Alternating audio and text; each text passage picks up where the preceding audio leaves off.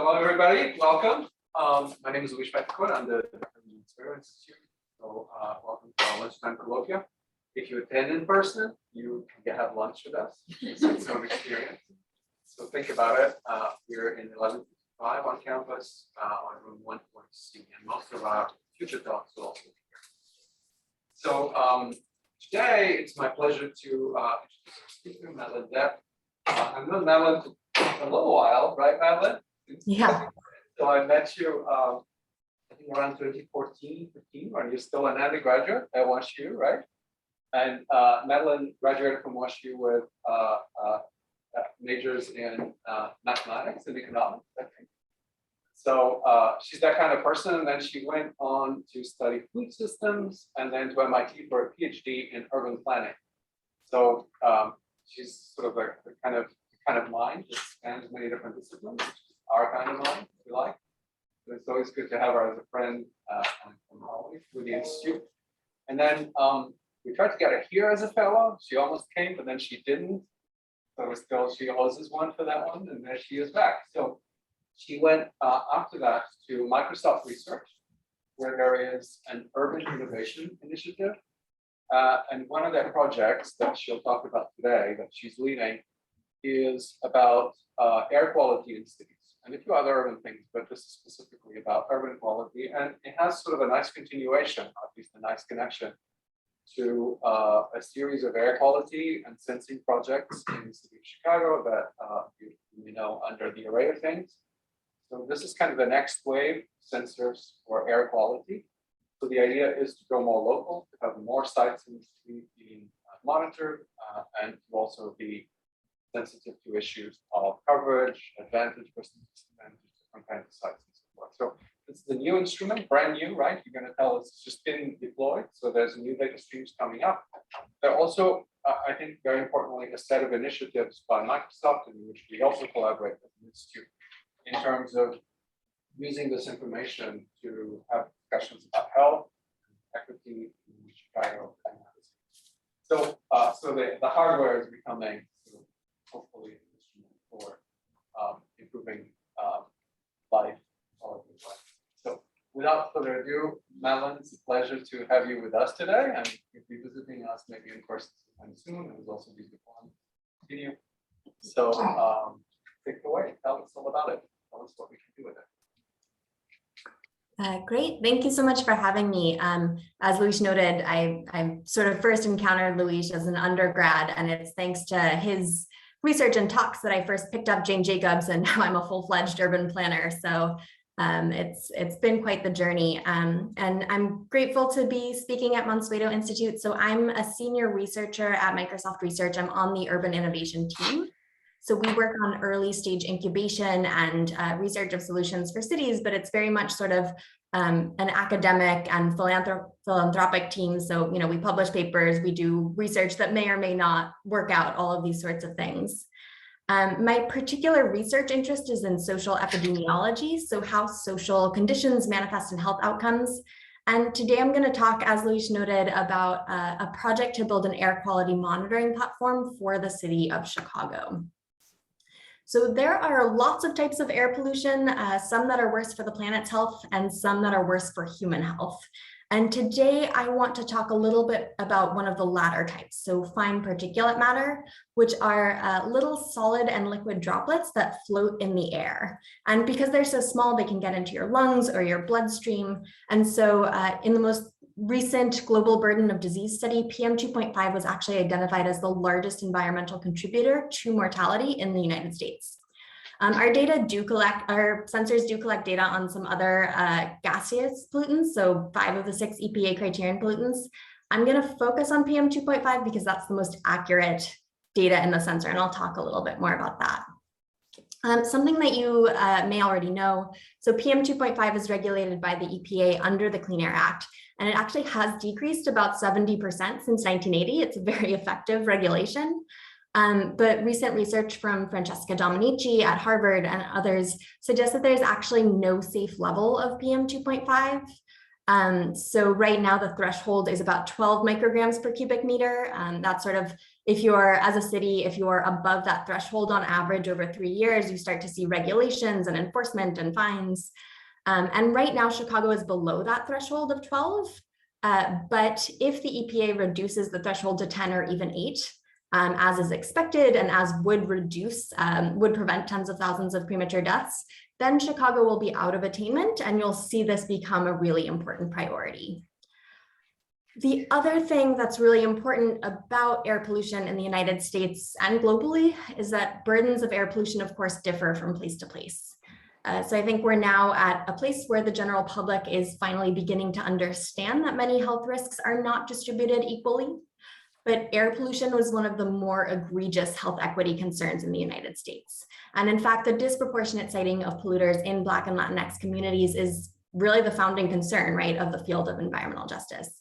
And if you've been following, it's kind of the case of General Iron in Chicago or matte asphalt or sort of any other issues, you know that this problem is alive and well in the city.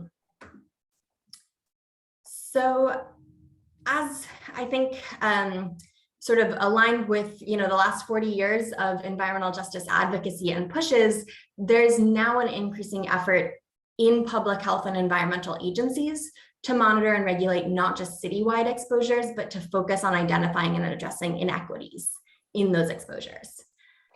That's really exciting, right? It's critically important to focus not just on overall exposures, but to zoom in on these disparities. But the problem is that that's not what our monitoring systems are set up for. So current monitoring has major gaps, especially when it comes to equity. So on the left here, what you're seeing is the EPA's 2021 sites for monitoring fine particulate matter. And while there's about a dozen sites in the Chicagoland area for the city of Chicago, so a city of 600 square kilometers, there's only 4 sites to monitor PM 2.5.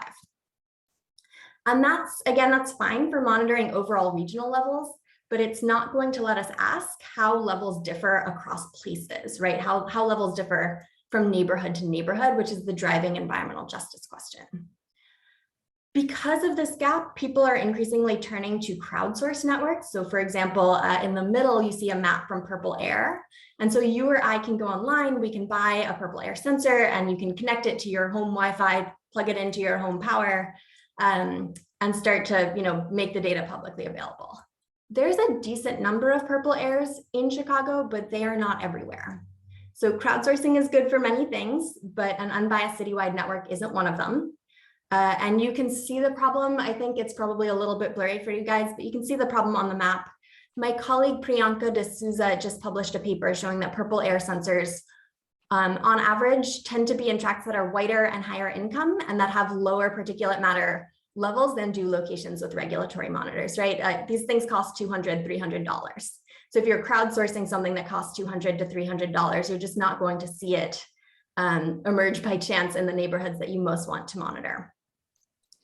And so the argument that I think we've sort of put forth is that if you want to develop a monitoring system specifically for environmental equity, then you need a purpose-built network for that case. And so what you're seeing on the right is the Project Eclipse network, which is 115 sensors that's designed to produce both unbiased citywide estimates and also to enable researchers to hone in on communities that have environmental justice concerns. This is a philanthropic effort and a research project, so it's still very much in development, but it is meant to be a 21st century monitoring system. So the driving concern is to ask, how do we take advantage of advances in Internet of Things technologies and new low-cost sensing devices to build a sensor network that can identify disparities at the local and neighborhood scale and that can support the work that environmental advocates and community scientists are already doing on the ground in Chicago. And something to be clear about is that the reason we wanted to work in Chicago is that there have already been such important efforts, both on the academic side and in the civic tech space, to build capacity to work with sensing data. So, obviously Chicago is the home of the Array of Things. That's the 150 node demonstration project. And we are collaborating with Charlie Catlett, who's an affiliate, I believe, at Mansueto. And there's also a ton of community capacity to work with air quality sensors. So one of our partner organizations, the Environmental Law and Policy Center, has supported community science monitoring campaigns with handheld sensors across the city for the last 4 summers. A few years ago, there was also a major EPA grant called Shared Air, Shared Action that supported a bunch of small neighborhood associations in working with new sensing technologies. And the result is that when we showed up and started meeting with, environmental justice leaders across the city, they would say things like, how accurate are your sensors and will they survive Chicago winter? Which, usually you kind of show up and tell people that you're going to build a smart city network and they say that's great. And to have people say, oh, smart city networks are not where they need to be yet, and what are your technical advances, was actually a really good sign, because it meant we could kind of set some expectations and not make these sort of extravagant promises that certainly I've experienced with respect to smart cities in the past. The other really important collaborators I want to highlight for all of you are, obviously the city. So when you are putting sensors in the public way, you do have to work with the city leaders. And so we've been really fortunate to be collaborating with folks in the Department of Public Health, and then JC2Co. So they do the advertising on bus shelters around the city. And so the bus shelter that you see in this picture on the right is actually their street furniture. And the little white leaf at the top is the sensor. And so there's this remarkable advantage in partnering with them that we've been able to create a really broad deployment where sort of the folks who are maintaining street furniture anyway are keeping an eye on and replacing our devices as needed. So what I wanted to share with you today are kind of three pieces of the work. So first, I'll talk a little bit about how my team designed and deployed the network. Second, I'll share a few of our early results. And finally, I'll talk a little bit about where we're headed next. I know it's hard to interrupt when somebody's virtual, but do kind of shout out or wave your hands if you want me to stop, or if you want to have questions. Okay, so here what you can see is the Project Eclipse device. What's kind of cool about the Leaf device is that it's battery and solar powered and cellular connected, which means that it doesn't need to be hardwired for power or connected to Wi-Fi. As a result, it's basically infrastructure independent. So as I mentioned, it can be placed on a bus shelter, for example. The device in its current iteration includes sensors for 5 major EPA criterion pollutants, so carbon monoxide, sulfur dioxide, ozone, nitrogen dioxide, and particulate matter. And as I mentioned, we're only reporting out data right now for fine particulate matter sensors. So an active area of research for us is to calibrate these data or to adjust for humidity and other sources of interference. And so we co-located sensors with EPA monitors to do that. I'll talk a little bit about that. So what you're seeing here are some of the results from our efforts to improve the accuracy of these data. So something to be aware of if you haven't worked with low-cost sensors in the past is that they can be inaccurate, right? If they weren't inaccurate, there would be no high-cost and low-cost sensors. There would just be sensors. So what happens is you can get sort of inaccurate readings because of temperature or humidity, or they can sort of be cross-sensitive between gases. So you might be seeing, for example, a high ozone reading that's actually picking up nitrogen dioxide. But because we're collecting data on humidity, temperature, and sort of an array of gases, not just one, what we can do is try to correct for these things. And so we put 3 sensors at each of 3 EPA stations around the city. Thanks to Pinaki Banerjee, who runs Cook County EPA, we were able to get access. And I recently used the first 6 months of data to evaluate the accuracy and sort of develop calibration functions. So what you're seeing on the right is the coefficient of variation. So that's a measure of how similar the sensors are to each other. And when you look at 3 sensors in the same place and ask how different they are from each other relative to their shared average, so standard deviation over the shared average. And on the bottom, what's maybe more important is how similar the sensors are to EPA. So the root mean squared error of the sensors from the EPA readings, again, as a fraction of the EPA average. We did this for each pollutant on the x-axis, and the sort of main thing to draw your attention to are the yellow dots. So that is the results for the raw data. And then purple is the calibrated data on a 30% holdout test set. So on the right, what you're seeing is the thresholds that EPA recommends in its air sensor guidebook. And so you can see that even when the air is as high as 50% of average readings, that's technically still considered useful for education and information purposes. So again, if you're familiar with purple air, their sensors tend to overestimate fine particulate matter by about 40%, which feels really high. but it's still the case that a wildfire is a wildfire. That said, once we calibrate those data, we are able to get sort of more accurate readings. And so if I can draw your attention just to the fine particulate matter, the first thing to notice at the top is that the data are actually quite precise. So 3 sensors in the same place, correlation is like 0.99. They have very similar readings, which means that when they're wrong, they're all wrong in the same way. And that's a good thing, right? Because it means that if you develop a correction for one sensor, it should generalize to another. If you look at the purple dots instead of the yellow, you can see that the calibrated data approach the accuracy threshold EPA recommends for hotspot identification and characterization. There's still error, but the good news is that for the purpose at hand, so understanding differences between places, these sensors can give us useful information. That said, still an active area of research. We have an internship posting this summer. If anybody's sort of really wonky and wants to get deep into the weeds on sensor calibration, that is, I think, a really important area of work for this project. Madeleine, are these errors fluctuating in time, or they're characteristic of the sensor? So yeah, one of the sort of known problems is this problem of drift, that the sensors sort of become increasingly inaccurate over time.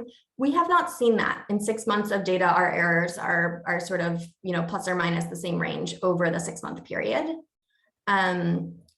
It's in part because kind of the fluctuation over time that people see with like sensor deployments in India is from clogging over time. And so the levels just aren't high enough to lead to that. But so far they've been stable and are really a function largely of humidity.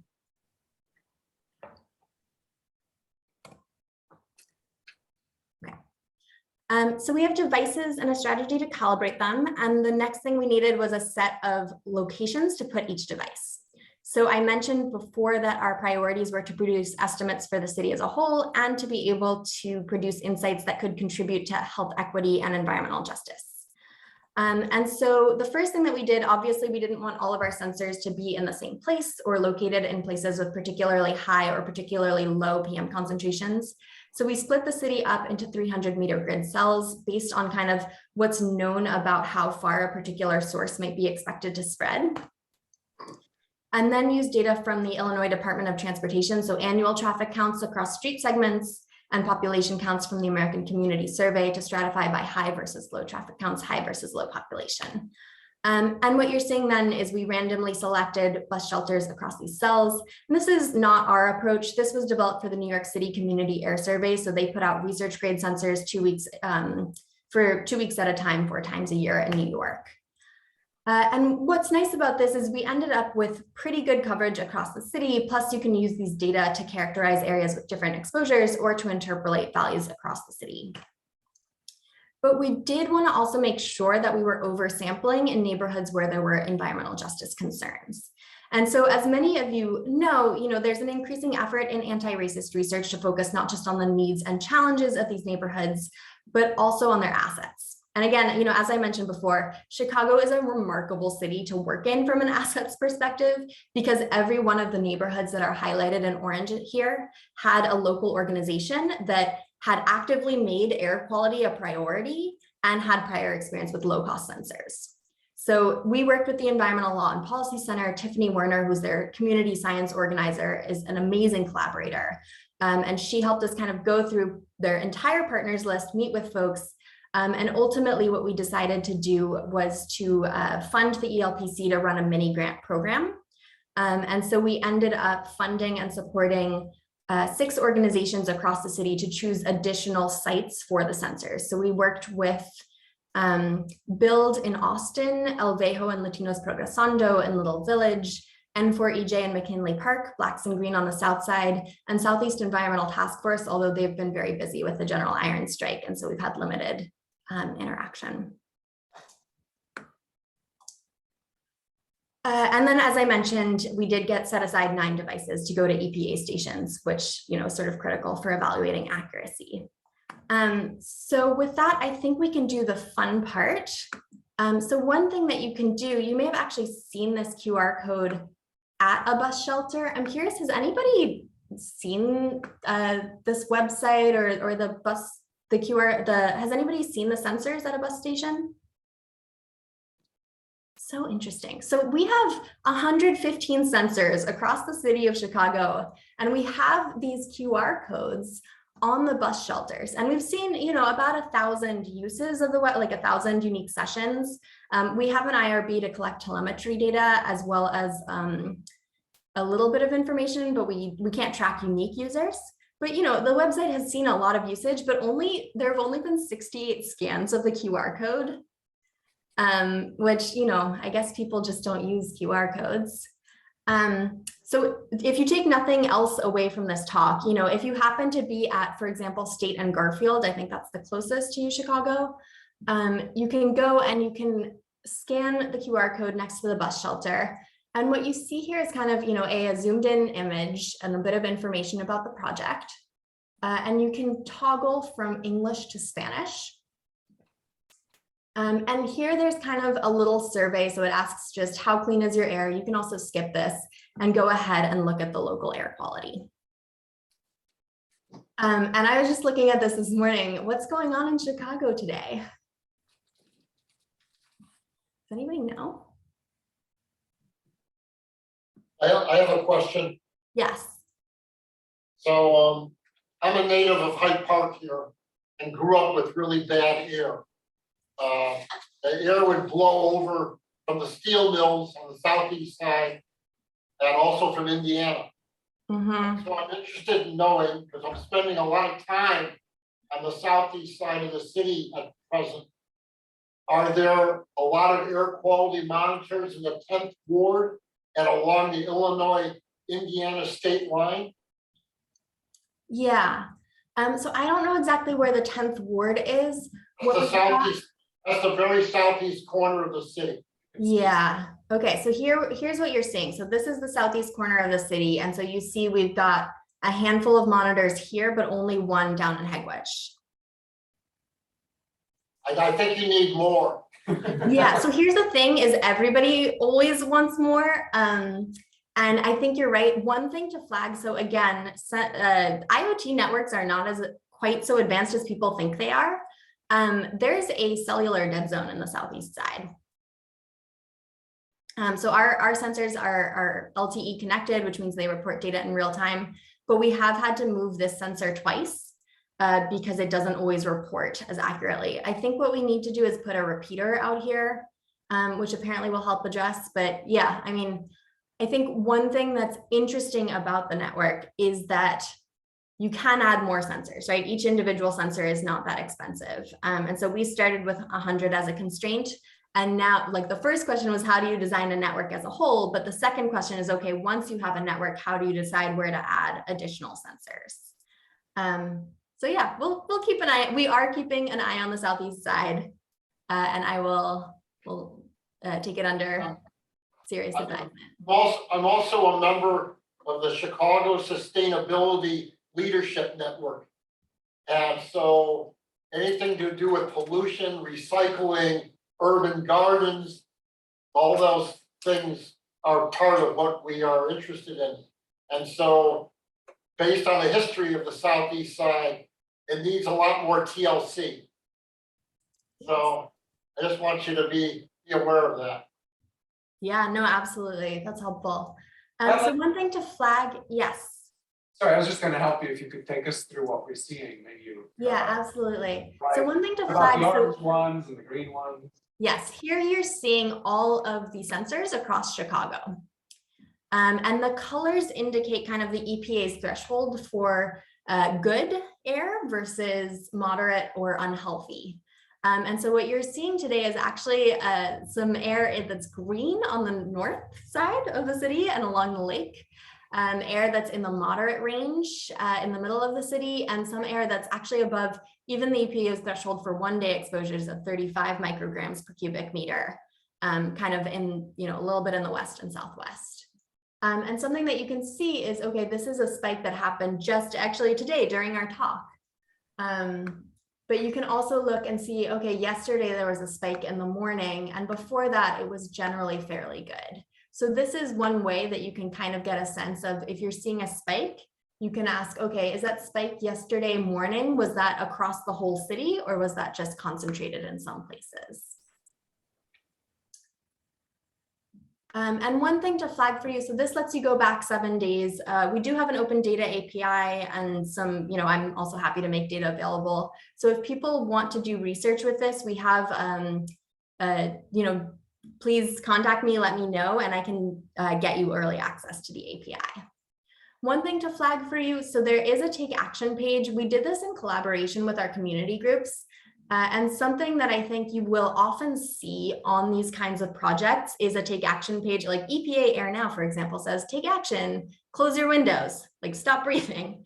And something that we wanted to lift up was, this is a collective action problem. And so the action page should reflect, should not just focus on individual responses, but also lift up kind of the 311 reporting tool, opportunities to volunteer with the Environmental and Policy Center or connect with the Chicago Environmental Justice Network. And so, that's kind of an interesting area. Again, we're a technology company. We're about creating the platform and creating the data. And what people do with it is up to them. That said, because it is sort of a participatory research project and we're taking time from environmental justice organizations, I tend to think as a personal researcher that participation without action is extraction. And so making clear pathways for action and supporting these organizations as they figure out what to do with identified disparities is kind of high priority. So I do want to walk you through a few early findings.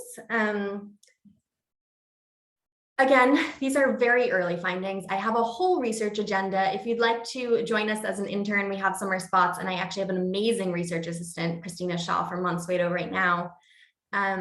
But the first result is a little bit more of a story than a research project, which is that we noticed a few sensors, specifically at Ashland and Blackhawk and one of its neighbors, that were giving us spikes every Friday and Saturday night. So what you're seeing here in kind of light green is all 115 sensors, the readings, and then red is EPA. And then black is this sensor that our data engineer, Paul Johns, noticed kind of every Friday and Saturday night, occasionally Thursdays, would have a spike. And Adam Hechtman, who's in Microsoft Philanthropies, we called him one Friday and we asked, Adam, can you go check this out? And he is a wonderful person, drove right over and found out that there was a restaurant next door that had tiki torches out back, and they only turn on their tiki torches on Thursday and Friday nights. This isn't research, right? This is a story. This is hyper local. To what extent is this really interesting? But something to flag for you all is that the people who work in these restaurants are exposed to these emissions all night long, Friday and Saturday nights. And when I talk to atmospheric scientists about kind of these early things that we're seeing, there's a general sense that we are going to be hearing a lot more about restaurants and air pollution in the coming years. That's not something, we don't currently have restaurants in EPA's air pollution inventory. It's not something that's regulated so much for air pollution in this way, but it does seem to be kind of a contributor. The other thing we could pick up were these real-time events, and this was really fascinating. So within days, so we deployed 70 of our sensors July 2nd, and then the remaining ones were deployed in the first week of July. And we did that because we wanted to be there in time to see July 4th. What you can see here, so Precious Essie, who's a terrific 5th-year epidemiology candidate at Columbia, she was interning with us, and she interpolated data from the sensors across the city. And what you're seeing on the left here are kind of two major takeaways from what we saw over July 4th. The first is that air pollution was persistent, so it lasted for several days. It wasn't just, the night of July 4th. But the second is that it was not equally distributed across the city as a whole. And so when she started to delve into this question of what does the spatial distribution of air pollution look like, not just overall, what you see on the left, but also during a social event like July 4th, or a meteorological event like July 20th, when wildfire smoke spread from Western Canada down over Chicago. Well, on July 4th, smoke was highest on the south side, and the wildfire smoke you can kind of see is in the west and southwest of the city. That's frankly a little bit surprising. So these are quartiles that you're seeing here, but they are meaningful differences and significant differences. If wildfire smoke can travel all the way from Western Canada to Chicago, surely it can spread across the whole city. What we think may be a factor here is, for example, the lakefront breeze. So there are, things about the city's built form and its natural amenities that disperse or concentrate pollutants. It's kind of one of these, like, once you know the answer, everything is obvious kind of things. Like, of course, the lake breeze disperses pollutants. But to my knowledge, like, this is not something that's been seen before because we generally don't have dense real-time networks during events. So that's work that she is now writing up for a public health journal. There is a ton more research to do, right? What you've seen is a starting point for calibration, a citywide network, but clearly we need to figure out how to add more sensors going forward, and some early results from kind of 1 month, but we've now collected 4 months. And so what we're doing next is connecting with atmospheric scientists as well as reconnecting with our community groups to figure out what makes sense as the core driving research questions. That is a core principle of our work. We put this out in a white paper actually before I had joined the team. This idea of how you approach innovation, especially when you're working on problems around environmental justice. And at risk of massively oversimplifying, I think that there's sort of a assumption about the way that we get to a better environment is sort of this linear process at the top where, scientists do a bunch of research and then technologies figure out how to implement that research.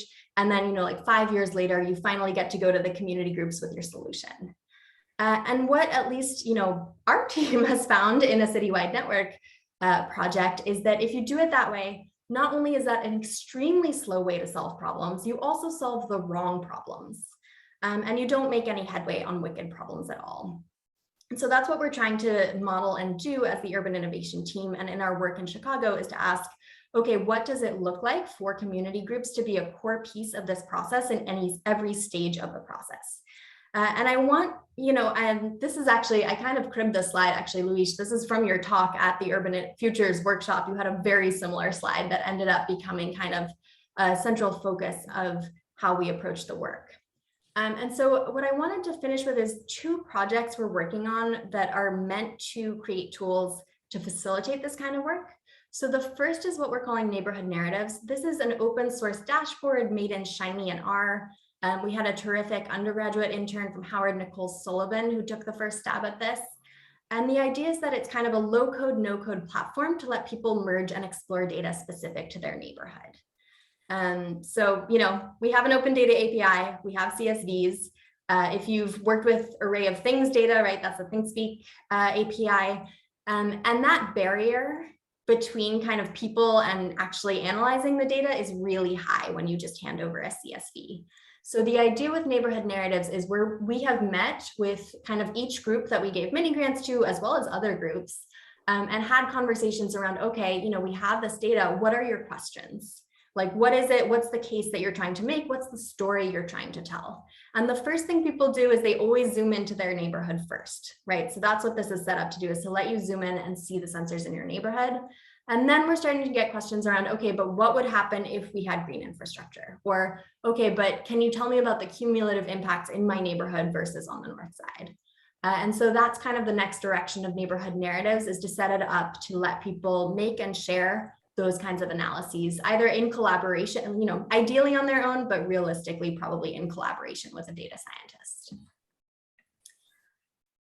The second project, which is being spearheaded by Asta Roseway, who's a principal research designer here at Microsoft Research, is the Ecopod. So this is a retrofitted horse trailer. It has sensors and sensor kits for STEM outreach, monitors to make interactive tools accessible, et cetera. The lesson that we learned very early on was when you're working on neighborhood level questions, you just have to go to the neighborhoods where you're asking those questions and with the people who are asking them. So this trailer is arriving in Chicago this spring. And obviously, I'm cognizant that this is a Microsoft Research retrofitted trailer, could be a greenwashing project. That's true for the Eclipse network as a whole, right?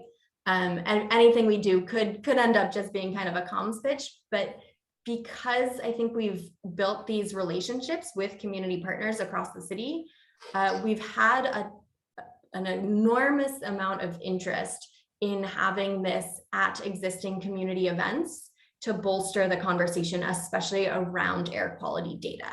And so the plan tentatively is to work with Amani Green Health Advocates in Pullman to arrive for Arbor Day. And then with Austin, folks in Austin have an annual Earth Day party in Humboldt Park that sort of kicks off some of their summer mobile monitoring work around air quality. And then we're meeting with the Department of Public Health and their community engagement folks to think about whether and how this can be a space for community conversations, especially with respect to environmental questions. And I see we've got another question.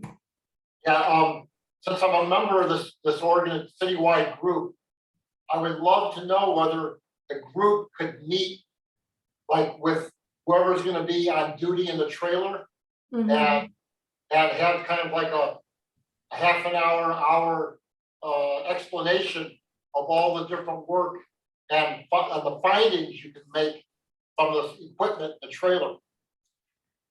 Yeah, absolutely. So I have actually my email on this slide, so make sure that you reach out. We're meeting with community groups now to set up this outreach, but the idea is, you know, there's a monitor on the trailer, so you can go, like, we can go through that website together, we can go through the narratives tool together, we can share kind of the research that we've done and how these findings relate to cumulative impact concerns or other issues. And I think if the DPH community engagements folks are there, they can also talk about some of the work they've been doing. But then the idea is it's meant to be a bi-directional feedback loop. So as you ask questions or poke holes in the research or notice missing sensors on the southeast side, the idea is that by meeting in physical space and having conversations, we can then go back and do kind of deeper and more rigorous research going forward. So that is, those are actually the two asks I have for folks at Mansueto. And again, Christina Shaw is really taking the lead on showing up to our community group meetings and thinking deeply with me about what these, you know, what the core asks are and what this network has to offer. But if you have ideas for moving the research forward, especially content for the neighborhood narratives tool or hosts and collaborators for the Ecopod deployment, please do reach out. And then, you know, obviously, of course, there's a data set of, of 5-minute readings of fine particulate matter at 115 sites across the city, for which we have many, many research questions. Great. Thank you, Madeleine.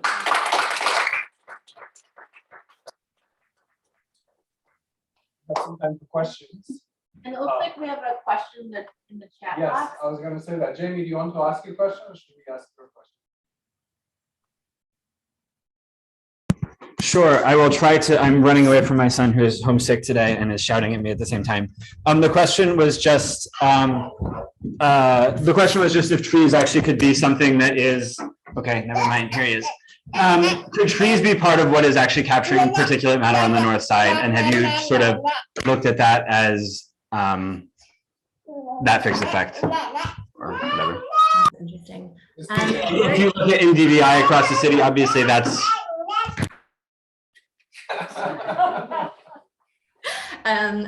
that's a really great and important question. So we are looking at pulling in actually the tree canopy layer. I know Marinia Kolak and others worked on creating that. So that feels like a very important next step. Trees are complicated because trees also release fine particulate matter, right? If you have the wrong type of tree, you can actually make your air pollution much worse. And so what's been interesting is, I would say, you know, of the community groups, 3 of the 6 community groups really have prioritized green infrastructure and want trees and you know, want that to be a core piece of research or mitigation strategies.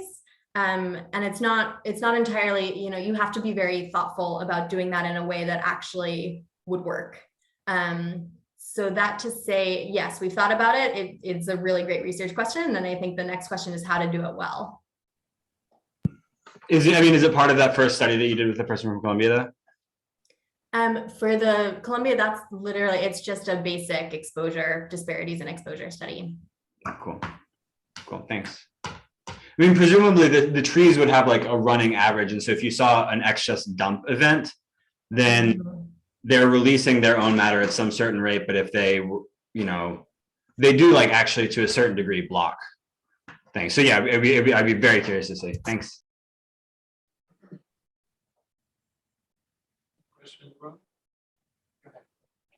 Hi, Madeleine. Thank you for your wonderful presentation.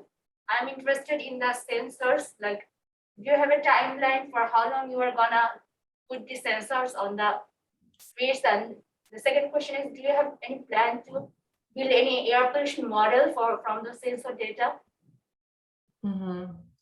And can you just introduce yourself? I already know Jamie, but can you tell me a little bit about who you are? Yeah, so my name is Saira Tasmin. I'm an epidemiologist working in the Institute of Population and Precision Health.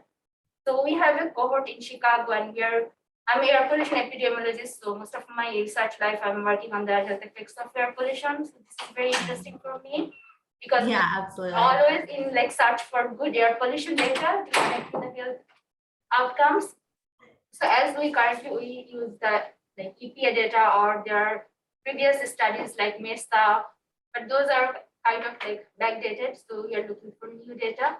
But from sensor data, these are fixed location data. So to the participants, we need more like fine resolution, like modeling data or some, 1 kilo by 1 kilo resolution data or something like that. Yeah. So to answer your first question, so the sensors have been up since July. We have, I think, a 1-year contract with JCECO. So we're supposed to be there for at least 1 year with the possibility to extend. And I know the city is very interested in kind of continuing this work, whether it's with Purple Air or some other form of sensor remains to be seen. I will say the batteries that we currently use, I'm not 100% confident of how our sensors are going to do in the first major winter storm. And we're already seeing some sensors not getting enough sunlight with the sort of decrease in sunlight over the winter.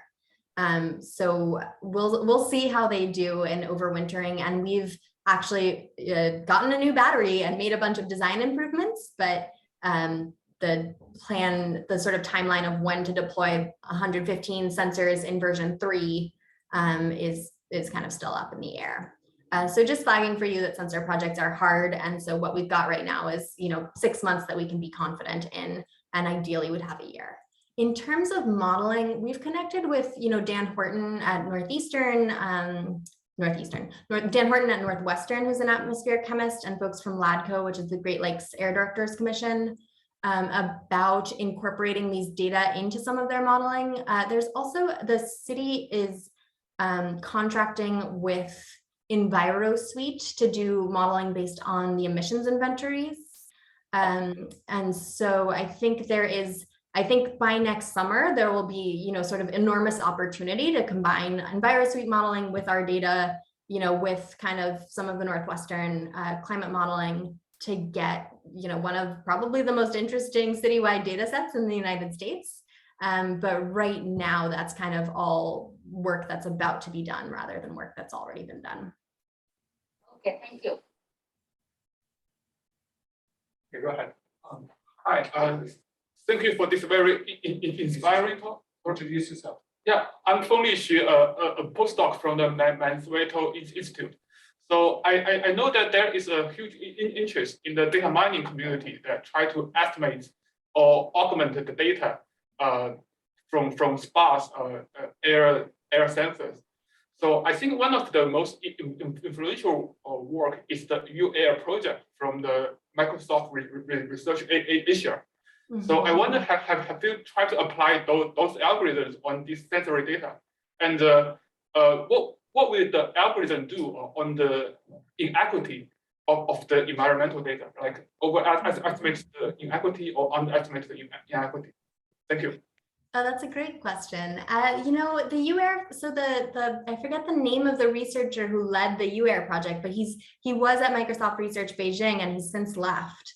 And so we have not implemented those methods with our data. The other thing is, they pulled in they pulled in real-time taxi data and a bunch of other kind of data sets that I don't know that we necessarily have for Chicago. The thing to flag, so the UAir algorithm is trained, the way that they do it is they have this very complicated spatiotemporal modeling approach where they pull in taxi data, they pull in all sorts of built form and other characteristics, and then they train it at, the 6 locations in Beijing that have regulatory grade air monitors. So you have a lot of data over time and days, but you only have 6 locations.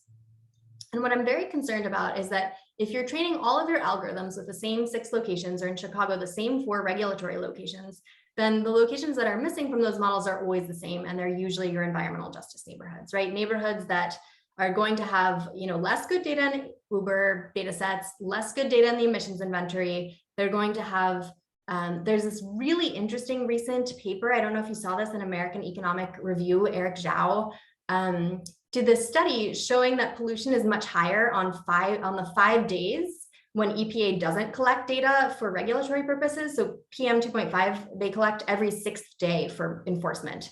And so the other 5 days, because all the polluters know the monitoring schedule, the other 5 days are much higher.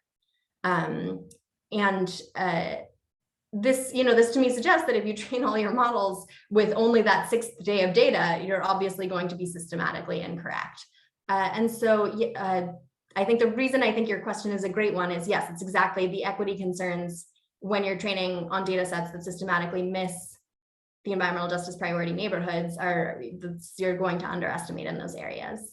And so I think revisiting those models and algorithms is very, very promising approaches, but with an equity lens would be a really powerful research direction.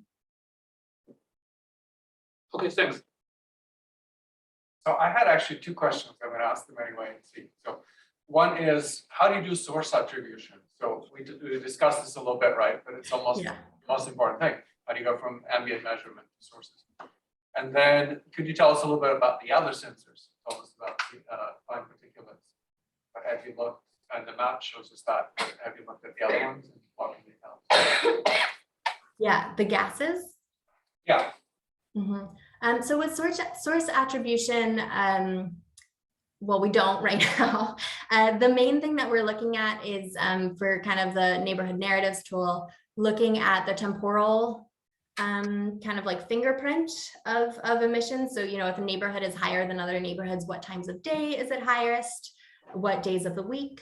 When, what are the NOAA stations telling us about wind direction, when it's highest? That's something that we did to kind of identify a church's chicken that was emitting a lot of particulate matter at a particular street corner, was kind of recognizing that it was only really visible when the wind was pointing away from the street rather than towards it. So one thing is just kind of that fingerprinting. And then, as you've maybe sort of pointed to, the other thing that people do is they look at the particular makeup of the pollutants, right? So PM 2.5 without CO or NO2 might be from a restaurant, but PM 2.5 with NO2 and CO might be from, idling trucks, that kind of thing. And so again, this is early stage research. So that would be kind of an important next direction to go. In terms of the other sensors, the ozone, we've started looking at ozone. Those are actually surprisingly accurate post-calibration. And Chicago's a non-attainment for ozone, so it's quite important, but it tends to blanket the city as a whole. It's not as variable from place to place. And it's a secondary pollutant, so it's maybe not quite as interesting. And we're just starting to look at nitrogen dioxide now.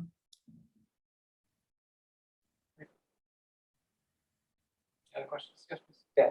Hi, Madeleine. This is Dylan Helper, and I think we crossed paths a couple times at DUS, what feels like a pandemic ago. I wanted to ask two questions, 3 away. First, I'm really interested in sort of the mobile sensing and community engagement lab, and I was wondering, what's your outlook also on mobile sensors, thinking bus or taxi mounted and so on, thinking specifically about some of the city scanner stuff that's going on at Sensible. I know it's sort of in various proof of concept stages, but I was wondering if you all had tested that or kind of any results or kind of outlook there. And also I was super interested in the neighborhood narratives, and I was just wondering where I could find that project. Thanks.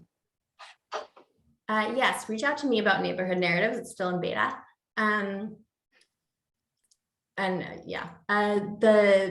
Okay, so City Scanner, for those of you who aren't familiar, folks at Sensible City Lab put air quality sensors on garbage trucks. What's great is, of course, garbage trucks travel to every residential location across the whole city, once a week. So it's remarkable coverage, you're augmenting existing infrastructure. The couple issues with that, obviously you're collecting data in the middle of the street. So what does it mean to collect fine particulate matter in the middle of the street, which, isn't really where people breathe? And I just was chatting with Josh Apte the other day, who is one of the main researchers collaborating with the Google Street View folks. So Google Street View has augmented some of their cars and done these kinds of, 20 cars across Oakland every day for months, similarly to collect air pollution data. What they did was they looked at the sort of like bottom 10 percentile, like the 10th percentile of emissions. And they said, okay, the rest of this is the on-road noise, but we think this kind of like 10th percentile is telling us the regional levels. So the mobile sensing is, it's really exciting, frankly. You can do kind of higher quality research grade sensors because they're inside of a car and you only have a few cars that can cover a lot of area. What I don't like about it is, what remains as a gap is it's really hard to compare two neighborhoods at the same moment in time, unless you have 20 cars, right? But usually you have 1 or 2 cars. And if you're a city public health department, you certainly can't invest the staff time to have 20 Street View cars. So for example, that July 4th or July 20th investigation that I showed you, seeing differences during a real-time event, that's not something that you could pick up. And you end up, having to average out and getting a snapshot rather than an overview. So I don't know. The mobile monitoring is really promising. I tend to believe that ultimately what the 21st century monitoring platform will look like is it'll look like a dense low-cost network, a sparse regulatory network, a mobile monitoring plan to fill in spatial gaps, and satellite data pulled in, and atmospheric chemistry models. I think every one of us is kind of getting one specific perspective on these problems, and when you put them all together, you're going to be able to do much more interesting analyses than with any one particular lens. Awesome, thanks so much. Yeah. Oh, and with respect to the satellite data, I want to flag for you all that Microsoft just released its planetary computer in beta. So you can, I think, get early access to that, which should make satellite data a little bit easier to pull in. So that's a computing platform for easily accessing satellite data, in particular spatial extents, and the plan is to try to get our data into that as well.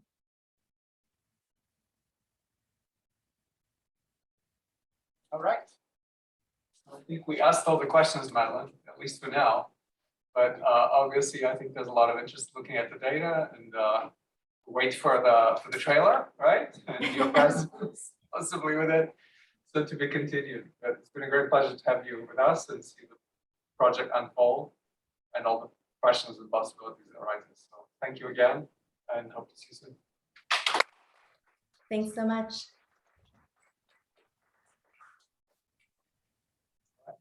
Thank you for coming.